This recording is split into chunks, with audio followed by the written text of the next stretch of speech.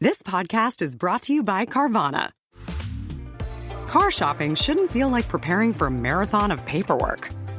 That's why Carvana makes buying and financing your car easy. From start to finish, search thousands of vehicles with great prices. All online, all on your time. And when you're ready, your new car shows up right at your door. It doesn't get better than that. Buy your car the easy way. On Carvana. Delivery fees may apply. Picture this. Me, Reese Witherspoon, in London, ordering fish and chips so often they might start wrapping me in paper. I'm traveling with my Wells Fargo autographed Journey card, so I earn rewards wherever I book travel. 5 times points with hotels, 4 times with airlines, 3 times on restaurants and other travel, and 1 point on other purchases. Imagine getting rewarded for eating a toad in the hole. Wait, what is a toad in a hole? Visit wellsfargo.com/autograph journey. Terms apply.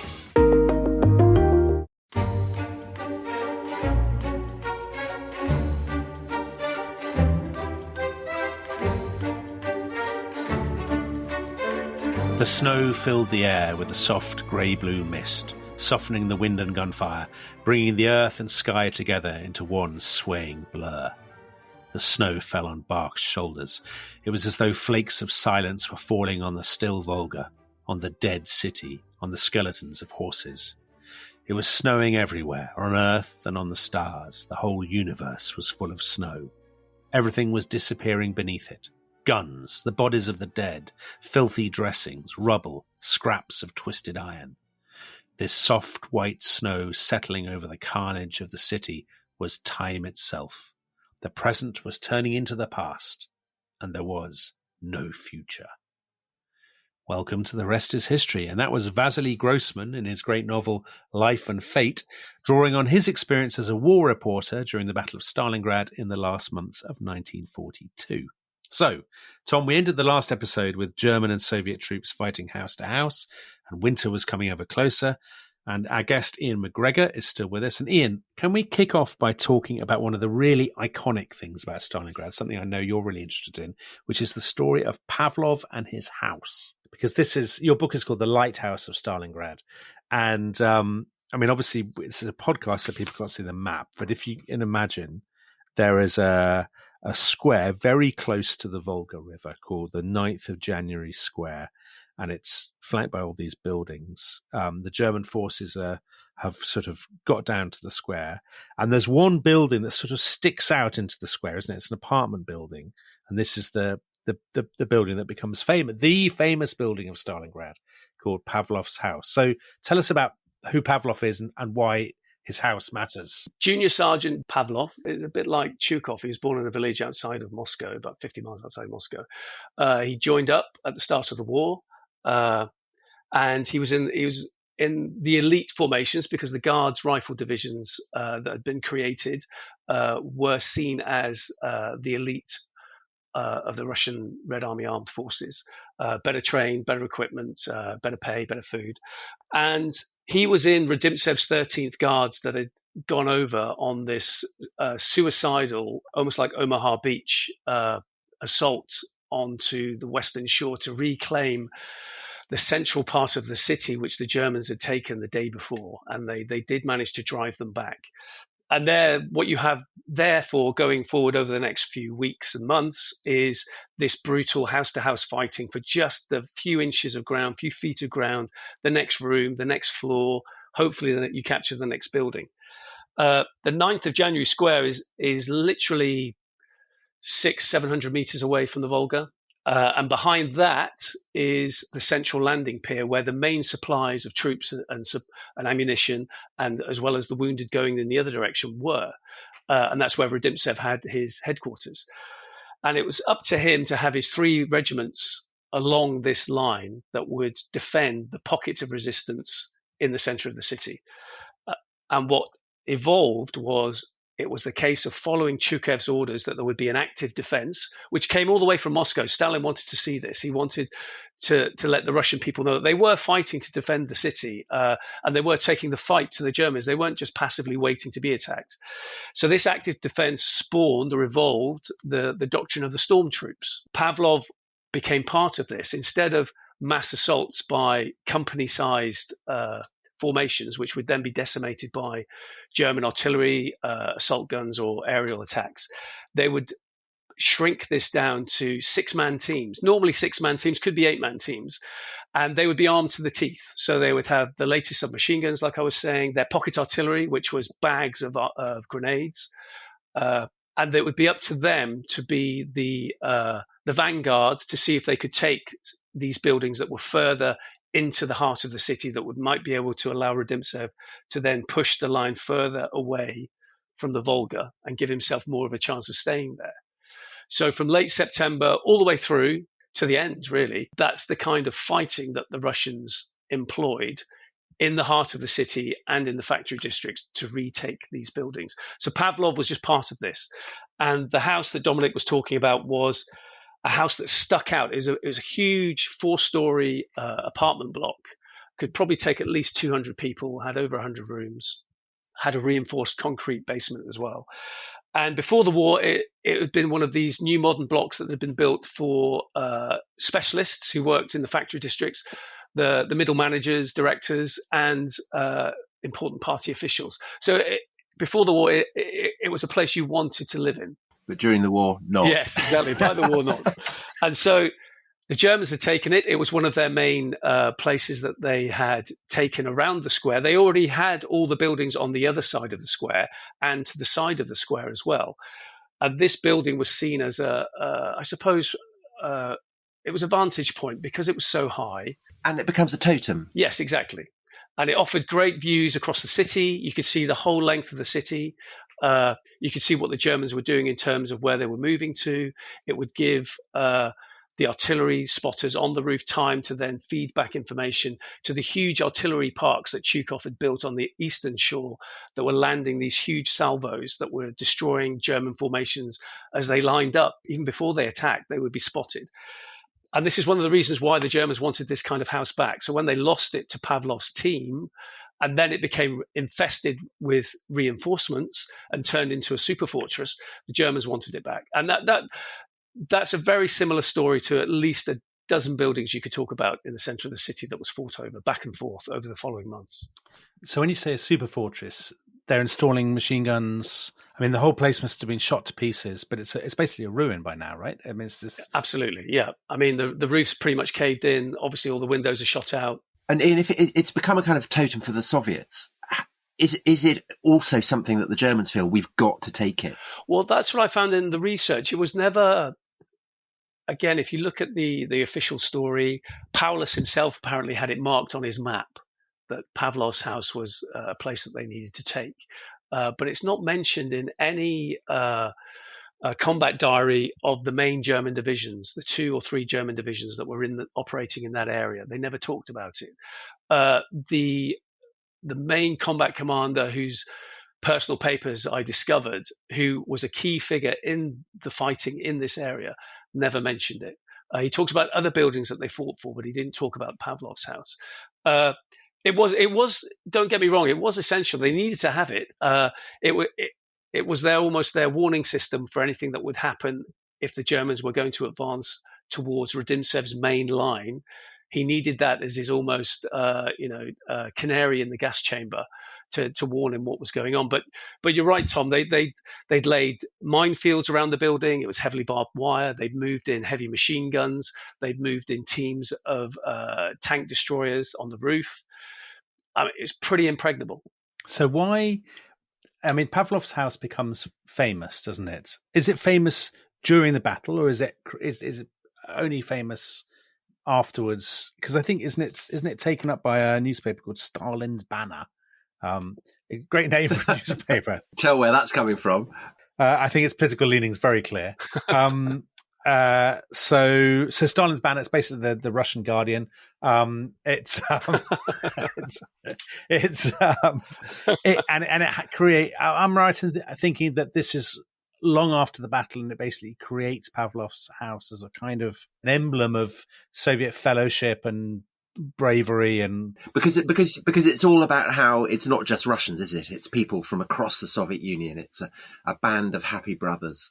The Red Army during the Second World War really expanded their propaganda tentacles into their formations. There was over 1,300 newspapers and journals created and published across the Red Army, across every territory. So that's where you've got people like Ilya Ehrenberg and Valery Grossman and these sort of iconic figures. Yeah, I mean, and there were over, I think, 5,000 reporters that would work on these journals and newspapers. And of that 5,000, over 900 were professional writers, as Ehrenberg and obviously Vasily Grossman. So they were part of this organized, dedicated setup to report the stories that boosted morale, gave any kind of defeat a certain slant that it didn't seem so catastrophic.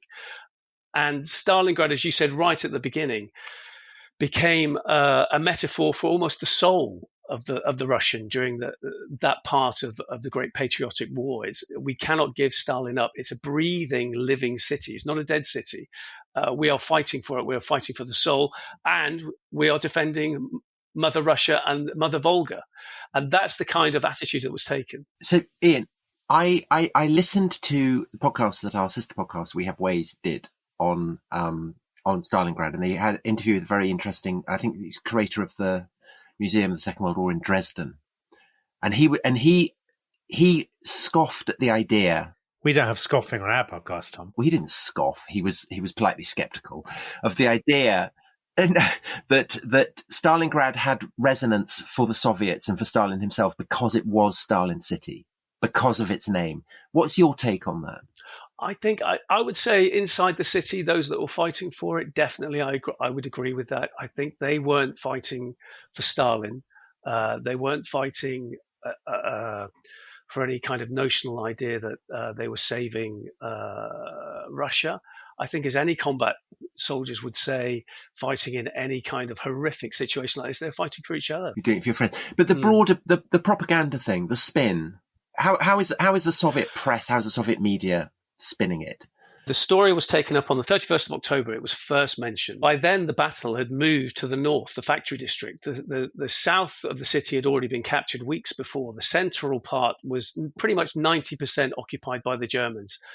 There was only that sliver of a few hundred meters depth from the Volga that was still occupied by Radimtsev's forces. Pavlov was now under instruction that you've taken those two bits. The final bit is to now take the factory district. And that's where the fighting had moved to. So Pavlov's house and the 9th of January Square was quite quiet at the time. And that's when the reporters, I suppose, felt it safe to move in and do some interviews. And that's exactly what happened. So, as I say in the book, this correspondent for the newspaper, 6-page newspaper or newsletter for the 62nd Army was called Stalin's Banner. And a Lieutenant Julie Shapurin happened to be given permission to go into the house, and he was the one who actually gave the term in the first article about it on the 31st of October, the House of Pavlov. And in that, he then waxes lyrical about the tropes that have survived all these decades long, about there was a few of them. There were a band of brothers.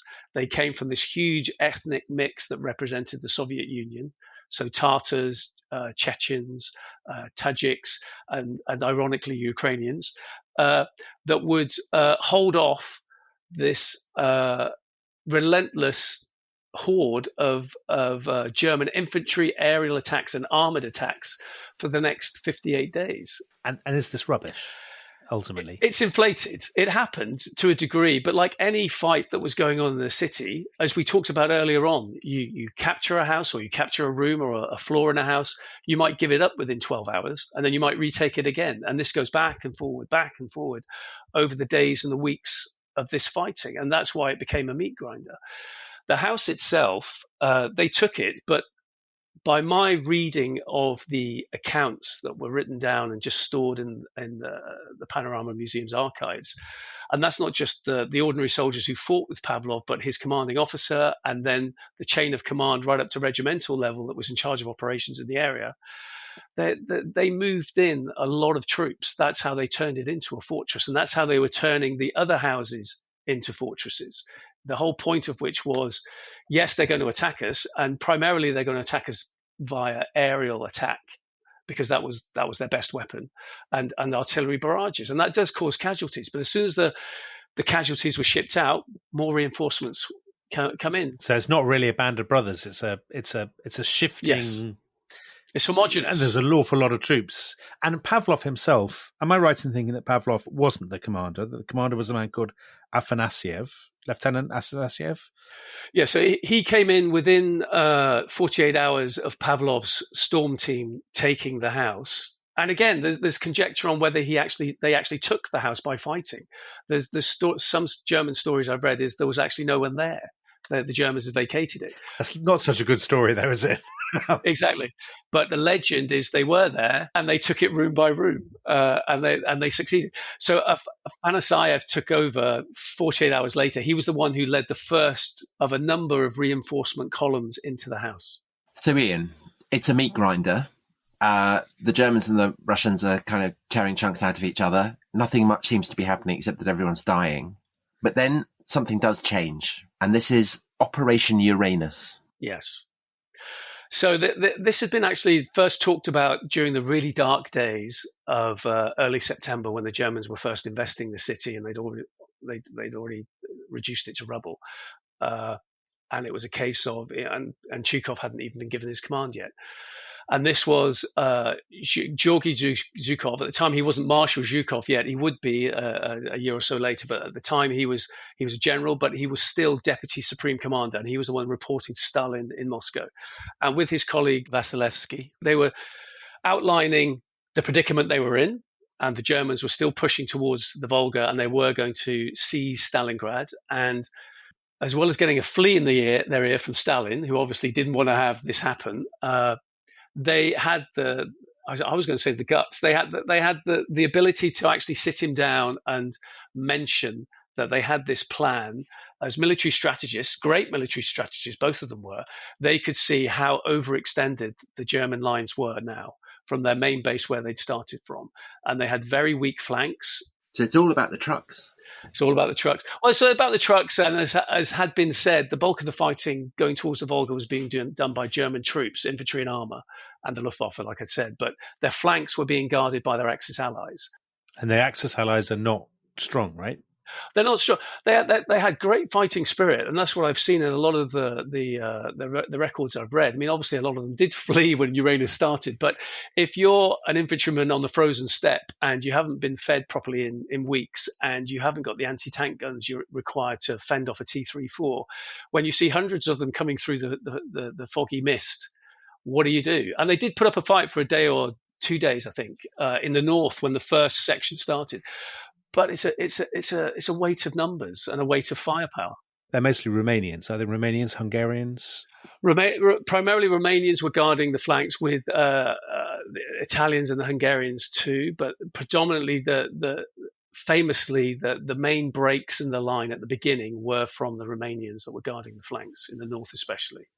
But Ian, you said it was tanks, but also I gather from your book, Cossack horse cavalry. Great scare tactic. And they can travel well in snow. They're well provisioned. Thousands upon thousands of Cossack columns. So, I mean, I had no idea that at the Battle of Stalingrad, the Cossacks on their horses played a key role. I mean, well, that's in the steppe out of the 18th century. It's not in the city itself. It's out on the steppe, because you've got to remember that this frontier ran for hundreds of miles. So this is the encircling process. So they're coming around and they're kind of bottling the Germans up. Yeah. And you compare it to the Battle of Cannae, Hannibal's great victory over the Romans. But at Cannae, Hannibal's army was smaller than the Roman army that they envelop. But presumably by this point at Stalingrad, the Russians are starting to really outnumber the Germans, are they? Yes. Yeah. I mean, that's when their reinforcements are really coming online. They're being fed into the mix of the big bridgeheads that Zhukov was building up on either flank, north and south of the city, not just in terms of men. He had well over 1 million men by now, fresh troops, including Cossacks. But he had hundreds of tanks, and they'd rebuilt the Soviet Air Force. So they had well over 1,000 planes now that could contest the skies over the city, as well as in and around the areas that they were going to attack in a pincer movement from north and south. And so how long after starting Operation Uranus did the Germans find themselves surrounded?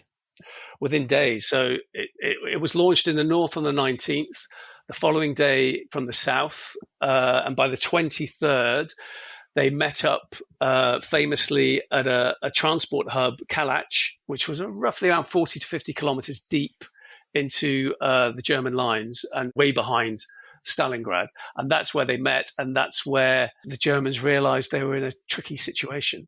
And are the Germans taken completely by surprise by this? Have they not seen it coming at all? They'd had some warnings, but I don't think they realized. There wasn't the belief, certainly there wasn't a belief in the upper echelons of the high command where Hitler was operating, that they would have not just the resources to attack, but they would have learned from the Germans' use of combined arms. This was properly the first time that the Russians used combined forces. So air attacks met by then huge artillery bombardments. Then the armor goes in, and then the infantry follows up.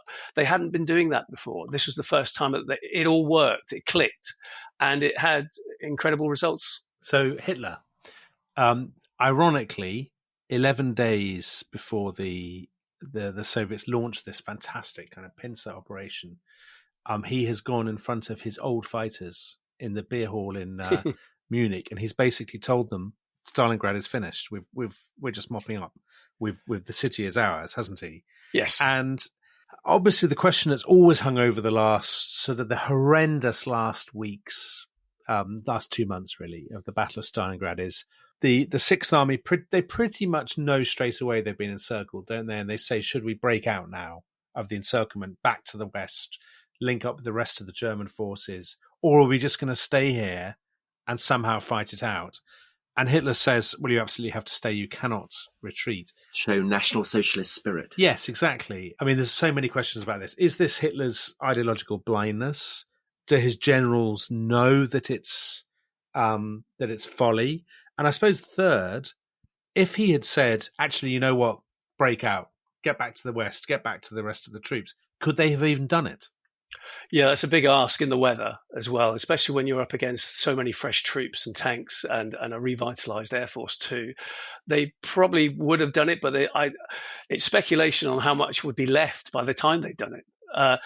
Hitler is famous for not saying they couldn't do it, and he's slept on it overnight, and then he's persuaded by Goering or some of Goering's logistical commanders as well, of that an airlift was possible. And it had worked the year before. So once we had the after Barbarossa and the Russian winter counteroffensive, there had been various pockets that had been isolated once Hitler had said stand and fight, and these had been successfully. We're talking army groups, not a few thousand men, huge armies of about 70 to 80,000 men that had been surrounded by the Russian counteroffensive, had been resupplied and fought their way out. So it had worked. So he, on the one hand, he wanted to believe what he was being told by Goering, who had been out of favor and was now trying to get back in favor, who was promising him, I can get together enough transport planes to supply the Sixth Army, which was bogus from the start. But equally, as Hitler surprisingly admitted to his chief of staff, he was in the operations room and he's pointing to obviously where the situation where they're in at the moment, this pincer's closed, and he's pointing to Stalingrad. He said, if we retreat from there, we are never getting back there. He was a realist enough to know that the cost that it had taken to get there, he wouldn't be in the situation to get it again. What's the possible end game, Ian, though, in which they somehow, because they can't hold out, or does he think there's the other army, isn't there? So there's the army to the south. But again, I think that was a gesture more than a specific plan. I don't think it was ever a realistic option. So this is Operation Winter Storm, is that right? Yeah, and that was von Manstein, who'd been promoted to Field Marshal because he'd successfully conquered the Crimea with the 11th Army. He was then parachuted in, as he would be in future operations through the war. He was a very able, talented commander. He was given a couple of fresh divisions and some battered survivors that had managed to retreat west and get back to the lines from the encirclement. And these were used to try and batter a way through. He tried it. It began 12th of December, but again, they just weren't appreciative of the Russian winter and the kind of forces that they were now facing. Because they're all wearing the wrong shoes. Well, no, but the Russians had deliberately, by the time they'd done the encirclement, they then brought in fresh reinforcements to really solidify that line. looking out from Stalingrad to the new frontier the Germans had, whilst the forces surrounding Stalingrad would then reduce it. So then they're in this, what they call the Kessel, the cauldron, Kessel, which is sort of shrinking by the day, basically. And I guess at this point, the Germans are probably losing as many men to frostbite and cold and starvation as they are to Russian fire. Absolutely. Yeah, well, as we were talking about, they'd been promised X amount of provisions and supplies by the Luftwaffe or by Goering. And the Luftwaffe, the transport planes that they tried to scrape together from all different theatres of operations to try and achieve this, it was never going to happen. Even on a good day, they delivered half the tonnage that the Sixth Army needed, because this is over 300,000 men trapped in this Kessel. They need everything that you need to survive, not just arms and armaments. So you're right. The operations that were subsequently then happening over the coming weeks, going into 1943 into January, was simply to isolate specific areas of the pocket, to carve it up and isolate those pockets to then easily reduce them further. It did cost the Russians thousands and thousands of troops to do this. But they could afford it. They can afford it, and the Germans were putting up a good fight. And in the middle of this, Ian, you have these incredibly harrowing, actually kind of oddly haunting scenes of the Germans at Christmas. They try to cut down trees with Christmas trees. They light candles. They think about their families back home. They sing hymns and stuff. So I had something like this about this in my kids' book that I did about the Second World War. And when my son was reading in draft, he said to me, he was then, I think, 8, and he said, God, this is for the first time I've realized the Germans were people too. I almost feel sorry for them. Mm-hmm. But you do it's hard to read that. I mean, whenever we read the stories of the Battle of Stalingrad, for obvious reasons, the Germans loom in our imagination as it were, the villains. But when you read those stories of them, sort of their eyes full of tears, kind of trying to celebrate Christmas, it's hard. Do you think it's hard not to be moved, or am I being too sentimental? No, I think it's absolutely right. It's human nature. I mean, I hugely admire the Russians for what they did and what they suffered. But yeah, I mean, you can't help it. And you look at like I have, you look at some of the drawings that were created, the Christmas cards. I've got several at home here that were supplied to me when I was talking to veterans. Very kindly, they gave them.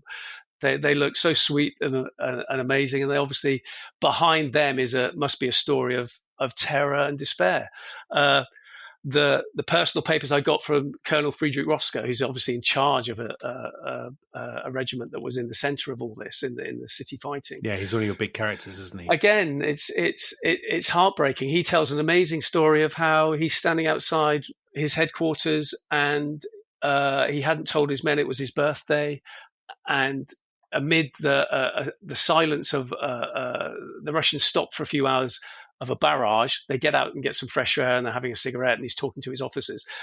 And he started to be serenaded by the regiment's military band, who've scrubbed and donned on their best clothes and come marching out of the basement and sing him happy birthday. And he's moved to tears. And when you read that, you can't help but feel sorry for their predicament.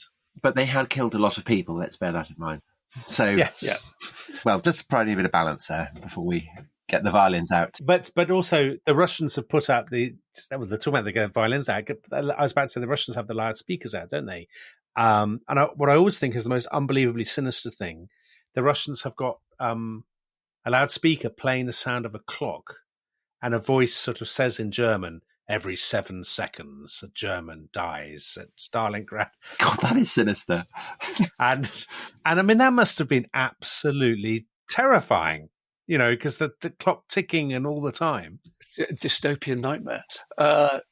Yeah, well, they were dropping leaflets. They were using POWs that they captured that were willing to make speeches or call to their comrades to come over. And towards the end, very much in any kind of huge human disaster, whether it's the Titanic or whatever, you get people that do dreadful things right at the end. And there were. I mean, that's what happened. That kind of psychological warfare worked. It convinced whole units to break the line and just walk across the snow into captivity. Okay, I think we should take a break there. And when we come back, let's have a look at how the Germans surrender, their official surrender. And also, I think we should look at how the battle is seen today in Russia and elsewhere in the world.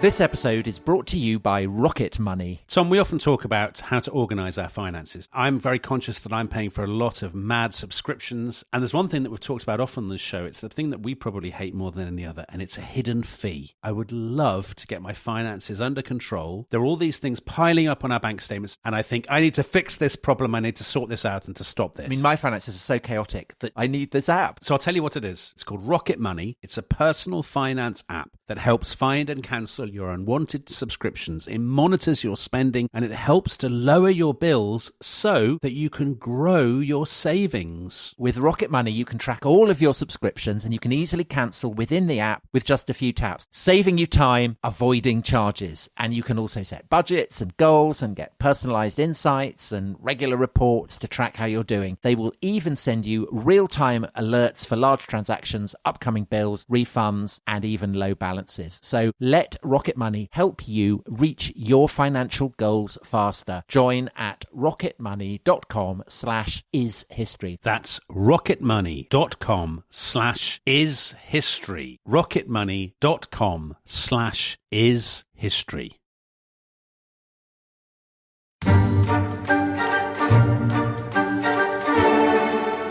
Welcome back to The Rest is History.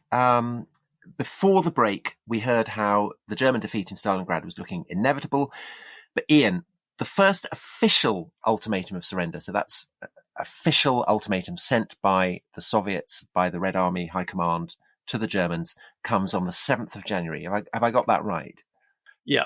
Paulus is feeding this back to Hitler in Supreme Headquarters, and they're being discounted one after another.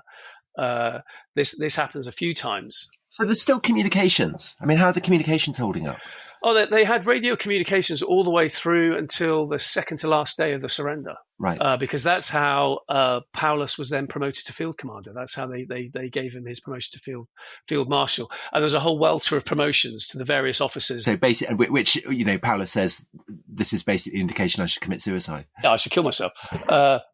So there's that. And it's just the intensity and the hopelessness of their situation as the ring, the Kessel ring, is shrinking, as it's then broken up into three specific parts, north, center, and south. And the communication between those elements are lost. And it's what do you do? And all the time you've got stragglers moving into these last fortifications, trying to seek shelter, trying to get away from the cold, medical attention, trying to get something to eat. So Iain, Hitler basically wants them to die like the Spartans at Thermopylae.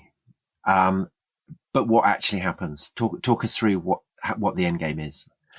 Well, the end game, you're right. He wants them to tie down as many Soviet forces as possible, because then it was a strategic matter.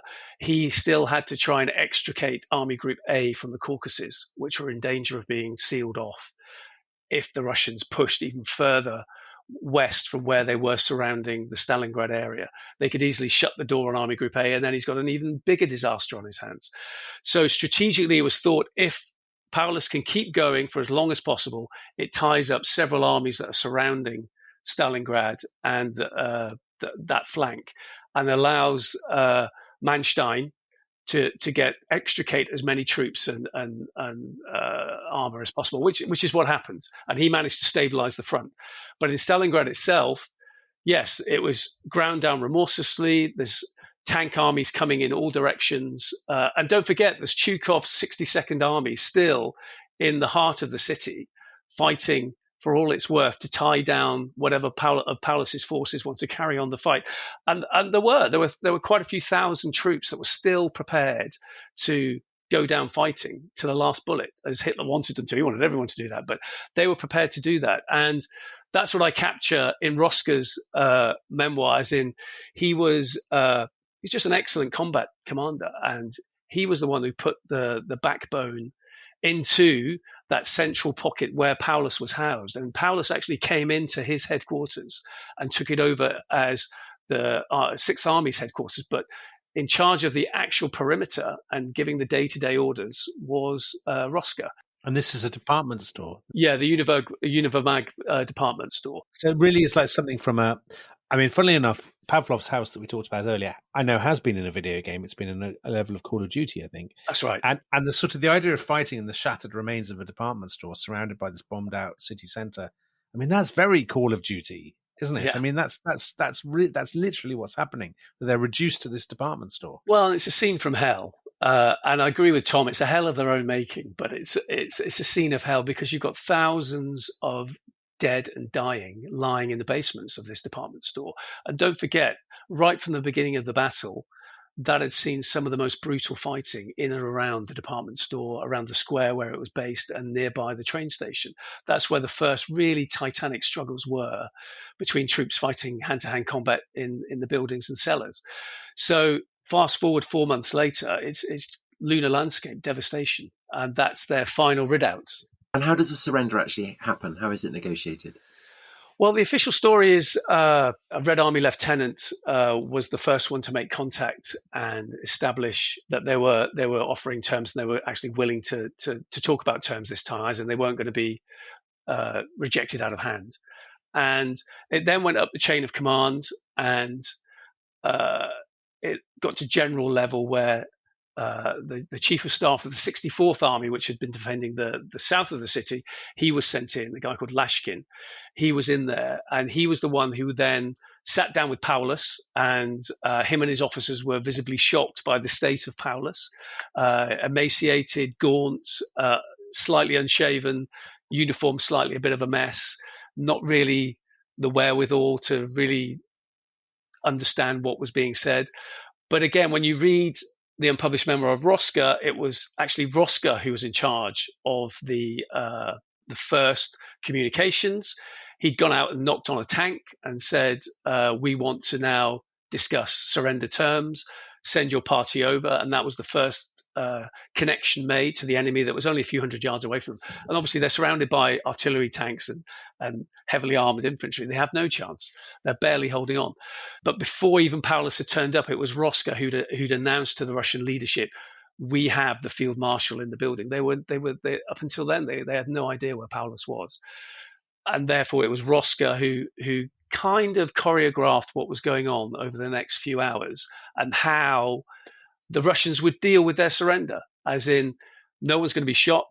Officers to a level can keep some sidearms. They're going to be supplied with food. Their sick will be treated fairly. Whether that happened or not, I'm sure it did.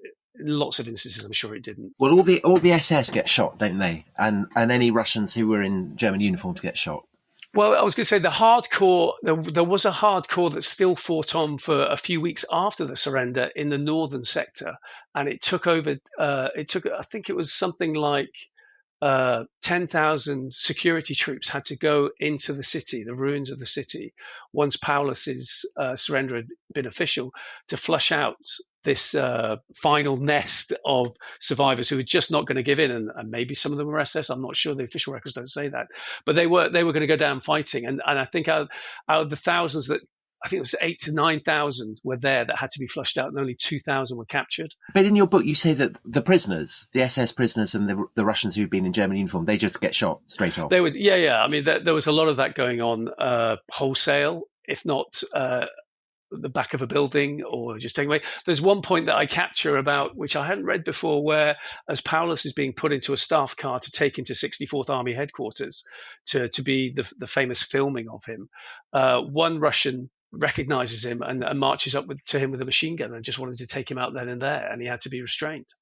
And Paulus is visibly shocked by this. So Paulus, he gets taken to Moscow, is that right? And he basically flips. He becomes a communist. Well, they were taken. The majority of the 90,000 that surrendered were marched into captivity, but march of death for many of them, with disease and the cold and the lack of, because again they weren't expected to capture so many prisoners. They didn't have the supplies to feed them.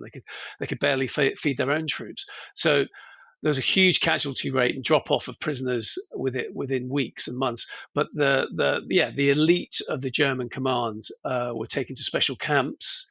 And it was there over the coming months and the duration of the war that quite a few of them did flip to the other side, and they realised that fighting for National Socialism wasn't what it should be, and calling upon their comrades to do the right thing. And Paulus was taken to the Nuremberg trials. He's one of the witnesses. And he ends up living in East Germany, doesn't he? He does, yeah. And Roscoe, you talked about, who's one of the central characters really in your book. So he actually stays in it. He's in prison for more than 10 years, till 1955. So one of the last people to be released, I think. Is that right? Yes, he was tried. Look at his prison records. He was tried as a war criminal, but many of the senior officers were. And he did about 12 years, the early part of which, first 2 or 3 years, was hard labor. He moved around the prison of war archipelago. So he was in Siberia, he was in the Urals, he was down by the Black Sea.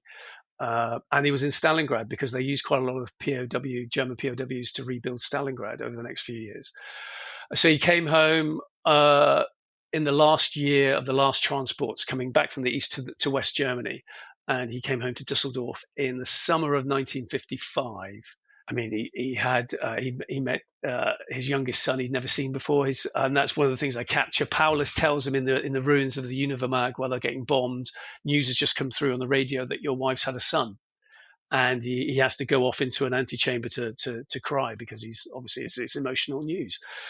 But so he meets this son for the first time. But whatever was going on in his head, whether it's PTSD or guilt, or he just couldn't, after everything he'd been through, he couldn't settle down. He sadly committed suicide Christmas Day, 1956. I mean, it's incredible when you think 1956, the year that Bill Haley and the Comets are touring Britain, the rock and roll, all that sort of thing, that the war is still sufficiently fresh in people's minds, and that the scars of it are still so raw that people are coming home and taking their own lives because of the traumas they've suffered. But talking of the freshness of the memories of Stalingrad, obviously for the Soviet Union, and then when the Soviet Union falls, Russia as well, Stalingrad is the great victory, isn't it?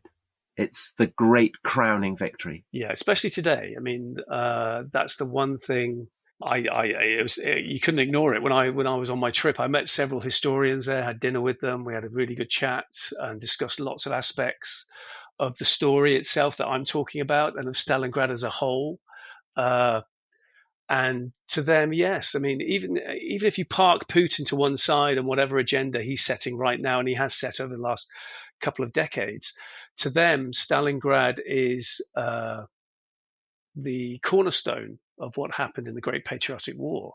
And along with other cities, I mean, there's over 10 of them, but Stalingrad was one of the first cities to be called a hero city, or designated a hero city by Stalin, to be celebrated as such. And ironically, Kiev's one of them too, and Odessa is as well.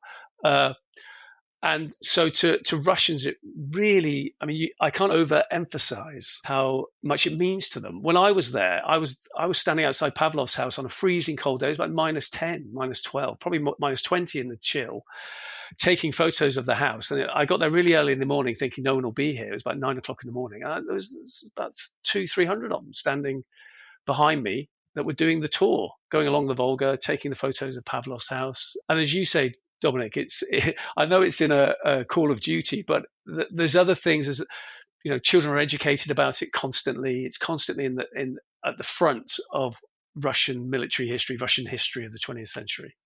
And yet, is there an irony here? Well, there are loads of ironies, but is one irony, Iain, that, I mean, you actually agree with James Holland in our Barbarossa podcast that the German drive, eastwards and south was doomed anyway.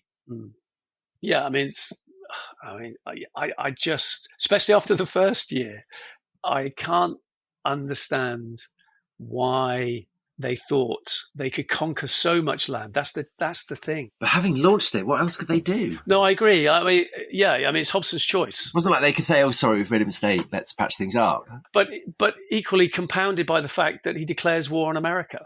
Yeah, well, Hitler's hopeless, isn't he? Yeah, but he's instigated his own downfall before they even launched Case Blue. And he's seeing that from a strategic point of view, whereas the troops on the ground, you read the letters, you read the diaries, they did feel like this was it. This was their crusade. The communique Rosca gives to his company commanders because he led his regiment to capture the river right at the start of the battle. He's the first Germans on the river in the city. He gave a communique to his troops declaring that we do this, the war's almost won. We get to the river, it's done. And you just think, what were they thinking? Well, Ian, thanks so much. Tour de Force and your new book, The Lighthouse of Stalingrad, The Hidden Truth at the Centre of World War II's Greatest Battle, is out now? Comes out 28th of July.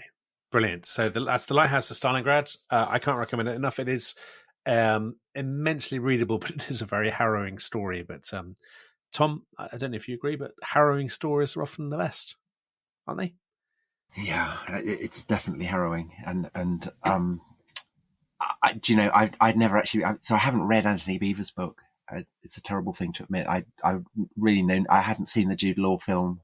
I haven't played Call of Duty in the house. So I really, there's the depths of my ignorance about the Battle of Stalingrad enormous, but Ian's shocking. I know. I can't believe you have the effrontery to appear on a history podcast after those admissions.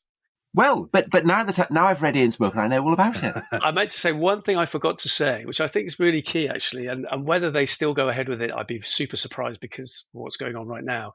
The historians that I had dinner with in Volgograd were launching a campaign to change the name of Pavlov's house. Oh, I thought you were going to say Volgograd back to Stalingrad. Well, no, but they are allowed to call it Stalingrad 6 times a year. To do with various dates in the diary to do with the war. But they wanted to change the name of Pavlov's house to Afanasiyev's house because they feel that's the right thing to do. So whether they disappear from view now, who knows? Maybe call it Afanasyev and Pavlov's house? Or is that too wordy? That's the Liberal Democrat solution there, Tom. That's very, very Liberal Democrat. Anyway, thanks ever so much. I think we have put the Battle of Stalingrad to bed. Thank you very much for listening. And thank you to Ian for coming on. And we will see you soon for more history-based, well, fun isn't the word, stuff. Goodbye. Bye-bye. Thanks for having me. Goodbye.